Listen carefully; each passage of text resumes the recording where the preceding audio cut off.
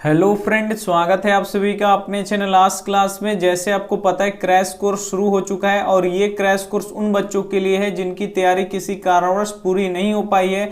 तो ये वीडियो उनके लिए काफ़ी महत्वपूर्ण है। क्रैश कोर्स के माध्यम से बिल्कुल शुरू से हम लोग सभी विषयों के यहाँ पे चैप्टर वाइज सब्जेक्टिव क्वेश्चन और ऑब्जेक्टिव क्वेश्चन हम आपको बता रहे हैं ताकि आपकी तैयारी बहुत ही अच्छी हो जाए और आप 2021 बोर्ड एग्जाम में बहुत ही अच्छे नंबर लाएं। तो आज हम लोग पढ़ने वाले हैं यहाँ पे सामाजिक विज्ञान के 40 महत्वपूर्ण ऑब्जेक्टिव प्रश्न हम आपको बताएंगे जो 2021 बोर्ड एग्जाम के लिए काफी महत्वपूर्ण रहेगा। तो अगर इसमें से एक भी प्रश्न अगर आपको याद नहीं हो तो आप लोग नोटबुक पे लिख के याद कर लीजिएगा। यह है वीडियो का पार्ट 2। अगर आपको पार्ट 1 देखना है तो कमेंट बॉक्स में लिंक मिलेगा, वहां से आप लोग क्या कर लीजिएगा, देख लीजिएगा। और क्रैश कोर्स का क्लास डेली रात 8 बजे चलता है, तो आप लोग लाइव आना बिल्कुल नहीं भूलिएगा। आइए शुरू करते हैं यहाँ पे पहले नंबर प्रश्न से। पहला प्रश्न है यहाँ पे, रक्त एवं लौह नीति का अवलंबन किसने किया। काफी ही महत्वपूर्ण प्रश्न है कि रक्त एवं लौह नीति का अवलंबन किसने किया। ए ऑप्शन है मेजनी, बी ऑप्शन है हिटलर, सी ऑप्शन है बिस्मार्क, डी ऑप्शन है विलियम प्रथम। तो यहाँ पे आपको बताना है कि रक्त एवं लौह नीति का अवलंबन किसने किया। तो रक्त एवं लौह नीति का अवलंबन किसने किया, बिस्मार्क ने किया। यानी यहाँ पे क्या हो जाएगा, सी ऑप्शन क्या हो जाएगा, यहाँ पे बिल्कुल सही हो जाएगा। ये देखते हैं अगला प्रश्न। यहाँ पे अगला प्रश्न यहाँ पे देखिए, दूसरा प्रश्न है, आपदा कितने प्रकार के होते हैं। जो आपदा होते हैं वो कितने प्रकार के होते हैं आपको यहाँ पे बताना है। ए ऑप्शन है 3, बी ऑप्शन है 2, सी ऑप्शन है 4, डी ऑप्शन है यहाँ पे 5। तो यहाँ पे देखिए जो आपदा होता है तो आपदा कितने प्रकार के होते हैं। तो आपदा 2 प्रकार के होते हैं। कौन कौन, तो यहाँ पे देखिए एक होता है प्राकृतिक आपदा और दूसरा होता है मानव जनित आपदा। तो यहाँ पे देखिए प्राकृतिक आपदा क्या होता है, जो प्राकृतिक के द्वारा घटता है उसे हम लोग, जो घटना है प्रकृति के द्वारा घटता है उसे हम लोग प्राकृतिक आपदा कहते हैं, और जो घटना मानव के द्वारा घटित होता है उसे हम लोग क्या कहते हैं, मानवकृत आपदा। जैसे बम विस्फोट हो गया, आतंकवाद हो गया, तो ये सब क्या आएगा, ये हो जाएगा मानवकृत आपदा। और सुनामी आ गया, चक्रवात आ गया, भूकंप आ गया, तो वो क्या हो जाएगा, वहां पे प्राकृतिक आपदा हो जाएगा। तो उम्मीद करते हैं ये प्रश्न आपको अच्छी तरीके से समझ में आया होगा कि आपदा कितने प्रकार के होते हैं। तो आपदा 2 प्रकार के होते हैं। ये देखते हैं अगला प्रश्न। यहाँ पे अगला प्रश्न यहाँ पे देखिए 3 नंबर प्रश्न है, भारत में कुल कितने राष्ट्रीयकृत बैंक है। यहाँ पे आपको बताना है कि भारत में कुल कितने राष्ट्रीयकृत बैंक है। ए ऑप्शन है 21, बी ऑप्शन है 20, सी ऑप्शन है 19, डी ऑप्शन है यहाँ पे 18। तो भारत में कुल कितने राष्ट्रीयकृत बैंक है। तो अब भारत में कुल 19 राष्ट्रीयकृत बैंक बच गए हैं, यानी यहाँ पे क्या हो जाएगा, सी ऑप्शन क्या हो जाएगा, बिल्कुल सही हो जाएगा। इससे पहले राष्ट्रीयकृत बैंकों की संख्या कितना था, 21, लेकिन जो बैंक हैं वो आपस में उनका विलय हो गया है, 2-3 बैंक, तो घट के ये कितना हो गया, यहाँ पे 19 हो गया है। तो ये प्रश्न काफी महत्वपूर्ण है, तो ये प्रश्न आपको याद होना चाहिए। ये देखते हैं अगला प्रश्न। यहाँ पे अगला प्रश्न यहाँ पे देखिए 4 नंबर प्रश्न है, भारतीय जनता पार्टी का चुनाव चिन्ह क्या है। इसमें आपको बताना है कि जो भारतीय जनता पार्टी है उसका चुनाव चिन्ह क्या है। ए ऑप्शन है यहाँ पे कमल का फूल, बी ऑप्शन है लालटेन, सी ऑप्शन है दीपक, डी ऑप्शन है चक्र। तो भारतीय जनता पार्टी का चुनाव चिन्ह क्या है, यहाँ पे आपको बताना है। तो भारतीय जनता पार्टी का चुनाव चिन्ह क्या है, तो कमल का फूल है, यानी यहाँ पे क्या हो जाएगा, ए ऑप्शन क्या हो जाएगा, यहाँ पे बिल्कुल सही हो जाएगा। अभी जो भारत में सरकार है वो किन्हीं की है, तो ये भारतीय जनता पार्टी की ही सरकार है, यानी एनडीए की है। तो यहाँ पे पूछ रहा है कि भारतीय जनता पार्टी का चुनाव चिन्ह क्या है, तो कमल का फूल है। ये देखते हैं अगला प्रश्न। यहाँ पे अगला प्रश्न यहाँ पे देखिए 5 नंबर प्रश्न है, विश्व उपभोक्ता अधिकार दिवस किस दिन मनाया जाता है। काफी ही महत्वपूर्ण प्रश्न है कि विश्व उपभोक्ता अधिकार दिवस किस दिन मनाया जाता है। ए ऑप्शन है 17 मार्च, बी ऑप्शन है 15 मार्च, सी ऑप्शन है 19 अप्रैल, डी ऑप्शन है यहाँ पे 22 अप्रैल। तो विश्व उपभोक्ता अधिकार दिवस किस दिन को मनाया जाता है। तो विश्व उपभोक्ता अधिकार दिवस 15 मार्च को मनाया जाता है, यानी यहाँ पे क्या हो जाएगा, बी ऑप्शन क्या हो जाएगा, यहाँ पे बिल्कुल सही हो जाएगा। ये देखते हैं अगला प्रश्न। यहाँ पे अगला प्रश्न यहाँ पे देखिए 6 नंबर प्रश्न है, काफी महत्वपूर्ण है, नरोत्तम सिंहानुक कहाँ के शासक थे। जो नरोत्तम सिंहानुक थे वो कहाँ के शासक थे, आपको बताना है। ए ऑप्शन है वियतनाम, बी ऑप्शन है लाओस, सी ऑप्शन है यहाँ पे थाईलैंड, डी ऑप्शन है कंबोडिया। तो नरोत्तम सिंहानुक आपको बताना है कहाँ के शासक थे। तो नरोत्तम सिंहानुक कहाँ के शासक थे, तो कंबोडिया के ये शासक थे, यानी यहाँ पे क्या हो जाएगा, डी ऑप्शन क्या हो जाएगा, बिल्कुल सही हो जाएगा। और जो कंबोडिया है यहीं पे क्या है, तो जो यहाँ पे अंकोर वाट का मंदिर है, तो वो अंकोर वाट का मंदिर कहाँ पे है, कंबोडिया में ही स्थित है। आइए देखते हैं अगला प्रश्न। यहाँ पे अगला प्रश्न यहाँ पे देखिए 7 नंबर प्रश्न है, सांप्रदायिक राजनीति किस पे आधारित होती है। जो सांप्रदायिक राजनीति है वो किस पे आधारित होती है, आपको बताना है। ए ऑप्शन है धर्म पर, बी ऑप्शन है जाति पर, सी ऑप्शन है क्षेत्र पर, डी ऑप्शन है भाईचारे पे। तो सांप्रदायिक राजनीति किस पे आधारित होती है? तो सांप्रदायिक राजनीति हमेशा धर्म पर आधारित रहती है, यानी यहाँ पे क्या हो जाएगा, ए ऑप्शन क्या हो जाएगा, यहाँ पे बिल्कुल सही हो जाएगा। जो सांप्रदायिक राजनीति है वो किस पे आधारित होती है? तो वो धर्म पे आधारित होती है। अगर चैनल को अभी तक सब्सक्राइब नहीं किए हैं तो चैनल को सब्सक्राइब भी कर लीजिएगा, और वीडियो को लाइक नहीं किए तो प्लीज आप लोग वीडियो को लाइक भी कर लीजिएगा। आइए देखते हैं अगला प्रश्न यहाँ पे 8 नंबर प्रश्न है, निम्न में से किस देश में मिश्रित व्यवस्था है? यहाँ पे बताना है कि निम्न में से किस देश में मिश्रित अर्थव्यवस्था है या मिश्रित व्यवस्था है। ए ऑप्शन है यहाँ पे अमेरिका, बी ऑप्शन है भारत, सी ऑप्शन है चीन, डी ऑप्शन है यहाँ पे ब्रिटेन। तो निम्न में से किस देश में यहाँ पे आपको बताना है कि मिश्रित अर्थव्यवस्था है? तो जो भारत अपना देश है इसमें क्या है, मिश्रित अर्थव्यवस्था है, यानी यहाँ पे क्या हो जाएगा, बी ऑप्शन क्या हो जाएगा, यहाँ पे बिल्कुल सही हो जाएगा। ये देखते हैं अगला प्रश्न यहाँ पे। अगला प्रश्न यहाँ पे देखिए 9 नंबर प्रश्न है, भारत में सर्वोच्च न्यायालय के मुख्य न्यायाधीश की नियुक्ति कौन करता है? यहाँ पे आपको बताना है कि भारत में सर्वोच्च न्यायालय के मुख्य न्यायाधीश की नियुक्ति कौन करता है। ए ऑप्शन है प्रधानमंत्री, बी ऑप्शन है राष्ट्रपति, सी ऑप्शन है मुख्यमंत्री, डी ऑप्शन है यहाँ पे राज्यपाल। तो यहाँ पे बताना है कि भारत में सर्वोच्च न्यायालय के मुख्य न्यायाधीश की नियुक्ति कौन करता है? तो हमेशा राष्ट्रपति जी करते हैं, यानी यहाँ पे क्या हो जाएगा, बी ऑप्शन क्या हो जाएगा, बिल्कुल सही हो जाएगा। और जो राष्ट्रपति यहाँ पे बी ऑप्शन है वो क्या हो जाएगा, बिल्कुल सही हो जाएगा। जो सर्वोच्च न्यायालय के मुख्य न्यायाधीश होते हैं उनकी नियुक्ति राष्ट्रपति करते हैं, तो यहाँ पे बी ऑप्शन क्या हो जाएगा, यहाँ पे बिल्कुल सही हो जाएगा। ये देखते हैं अगला प्रश्न यहाँ पे। अगला प्रश्न यहाँ पे देखिए 10 नंबर प्रश्न है, कागज का आविष्कार किस देश में हुआ था? यहाँ पे बताना है आपको जो कागज है तो कागज का आविष्कार किस देश में हुआ था। ए ऑप्शन है चीन में, बी ऑप्शन है ऑस्ट्रेलिया में, सी ऑप्शन है भारत में, डी ऑप्शन है पाकिस्तान में। तो कागज का आविष्कार किस देश में हुआ था आपको बताना है। तो कागज का आविष्कार चीन में हुआ था, यानी यहाँ पे ए ऑप्शन क्या हो जाएगा, यहाँ पे बिल्कुल सही हो जाएगा। और इसी देश से मुद्रण का भी यहाँ पे शुरुआत हुआ था, तो मुद्रण का भी शुरुआत कहाँ से हुआ था, चीन से ही हुआ था। और यहाँ पे देखिए कागज का आविष्कार भी कहाँ हुआ था, चीन ही में हुआ था, यानी यहाँ पे ए ऑप्शन क्या हो जाएगा, यहाँ पे बिल्कुल सही हो जाएगा। ये देखते हैं अगला प्रश्न यहाँ पे 11 नंबर प्रश्न है, बोल्शेविक क्रांति कब हुआ था? जो बोल्शेविक क्रांति है वो कब हुआ था आपको बताना है। ए ऑप्शन है फरवरी 1917, बी ऑप्शन है नवंबर 1917, सी ऑप्शन है मार्च 1920, डी ऑप्शन है यहाँ पे दिसंबर 1918। तो जो बोल्शेविक क्रांति हुआ था वो कब हुआ था? तो बोल्शेविक क्रांति नवंबर 1917 को हुआ था, यानी यहाँ पे क्या हो जाएगा, बी ऑप्शन क्या हो जाएगा, यहाँ पे बिल्कुल सही हो जाएगा। ये देखते हैं अगला प्रश्न यहाँ पे। अगला प्रश्न यहाँ पे देखिए 12 नंबर प्रश्न है, सामान खरीदते समय हमें जांच करनी चाहिए। सामान खरीदते समय हमें किसकी जांच करनी चाहिए? ए ऑप्शन है मूल्य की, बी ऑप्शन है वजन एवं मात्रा की, सी ऑप्शन है स्टार की, डी ऑप्शन है सभी की। तो सामान खरीदते समय हमें मूल्य की यहाँ पे जांच करनी चाहिए, वजन की भी जांच करनी चाहिए, उसकी मात्रा को भी जांच करनी चाहिए, और यहाँ पे जो स्टार यहाँ पे देखिए जो रेटिंग होता है उसको भी यहाँ पे आपको देखना चाहिए। तो यहाँ पे क्या हो जाएगा, डी ऑप्शन क्या हो जाएगा, यहाँ पे बिल्कुल सही हो जाएगा। सामान खरीदते समय हम इन तीनों का यहाँ पे ध्यान रखना चाहिए या जांच करना चाहिए, यानी यहाँ पे डी ऑप्शन क्या हो जाएगा, यहाँ पे बिल्कुल सही हो जाएगा। ये देखते हैं अगला प्रश्न यहाँ पे।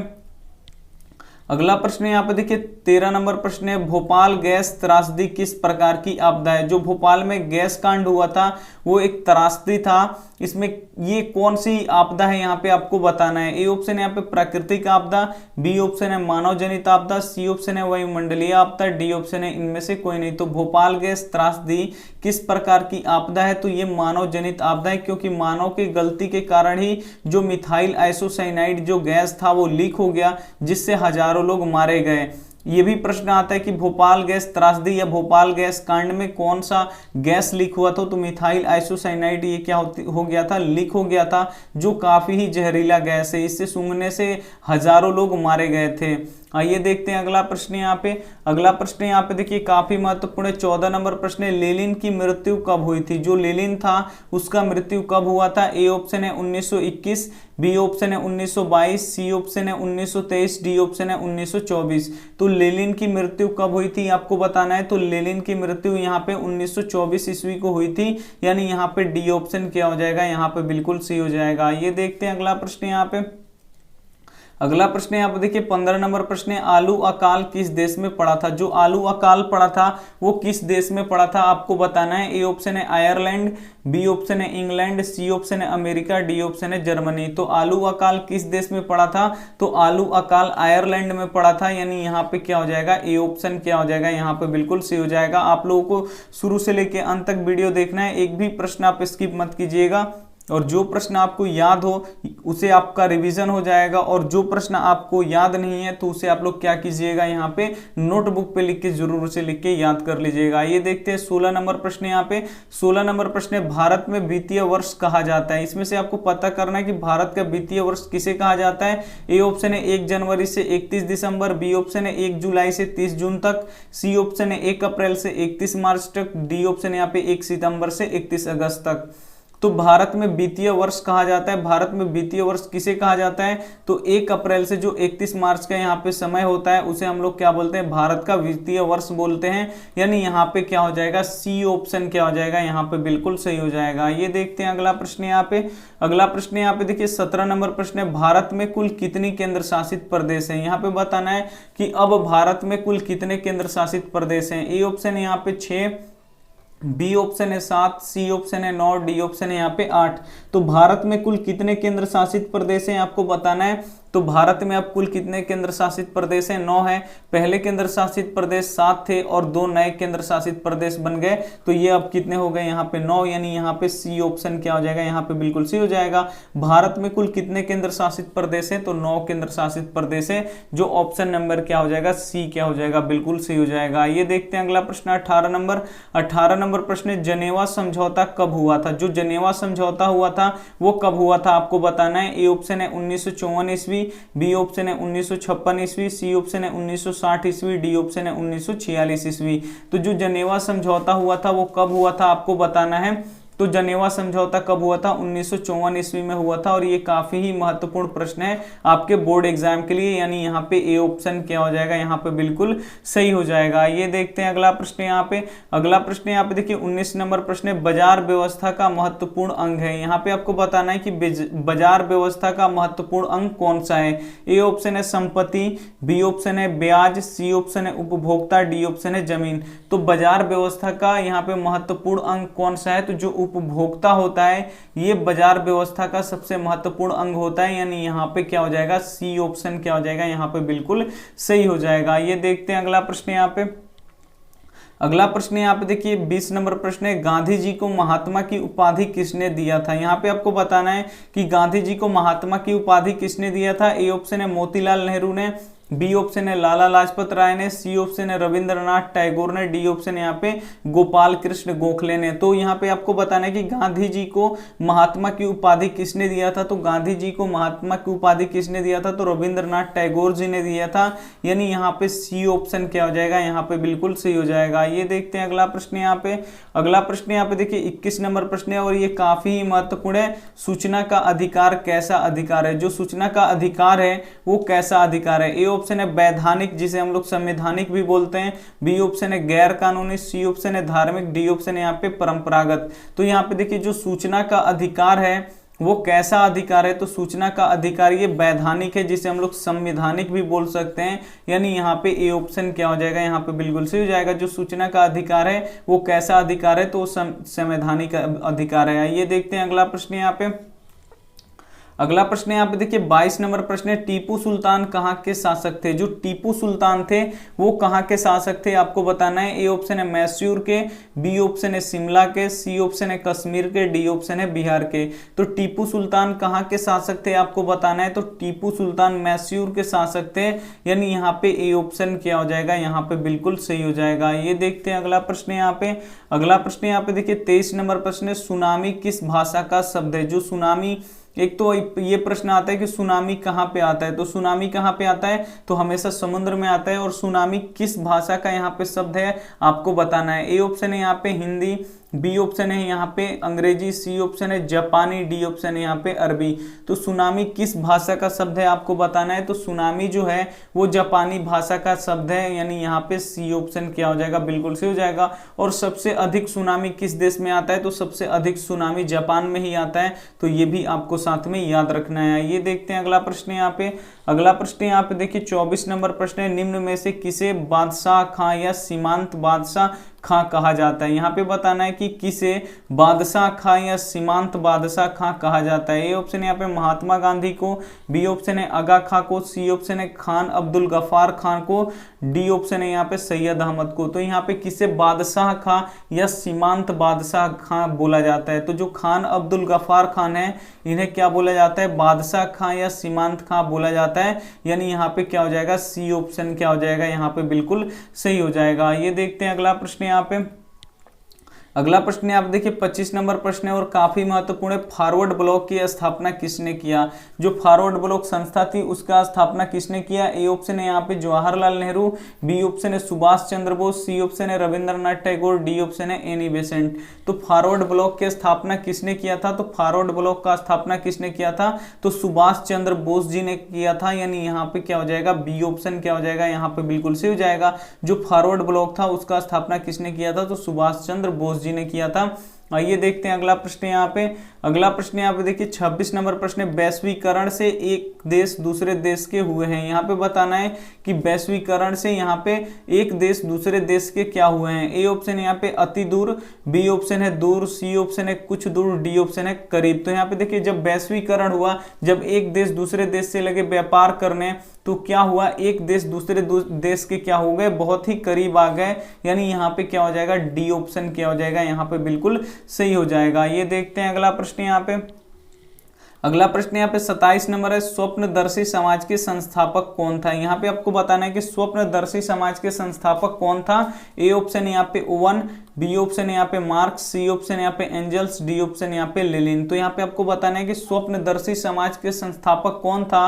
तो स्वप्नदर्शी समाज के संस्थापक कौन था, ओवन था। यानी यहाँ पे क्या हो जाएगा, ए ऑप्शन क्या हो जाएगा, यहाँ पे बिल्कुल सही हो जाएगा। ये देखते हैं अगला प्रश्न यहाँ पे। अगला प्रश्न यहाँ पे देखिए 28 नंबर प्रश्न है और ये काफी महत्वपूर्ण है, भारतीय रिजर्व बैंक का स्थापना कब हुआ था। जो भारतीय रिजर्व बैंक है इसका स्थापना कब हुआ था आपको बताना है। ए ऑप्शन यहाँ पे 1934 में, बी ऑप्शन है यहाँ पे 1939 में, सी ऑप्शन है 1935 में, डी ऑप्शन है यहाँ पे 1951 में।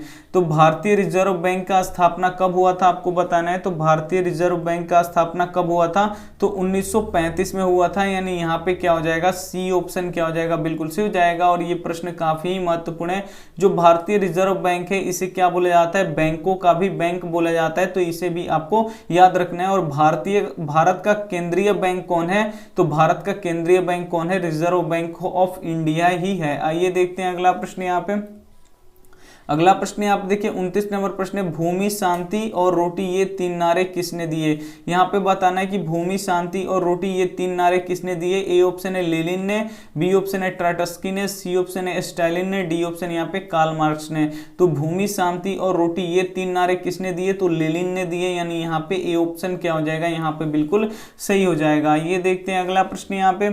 अगला प्रश्न यहाँ पे देखिए 30 नंबर प्रश्न है, योजना आयोग का नया नाम क्या है। यहाँ पे आपको बताना है कि जो योजना आयोग है इसका नया नाम क्या है। ए ऑप्शन है नीति आयोग, बी ऑप्शन है वित्त आयोग, सी ऑप्शन है राज्य वित्त आयोग, डी ऑप्शन है इनमें से कोई नहीं।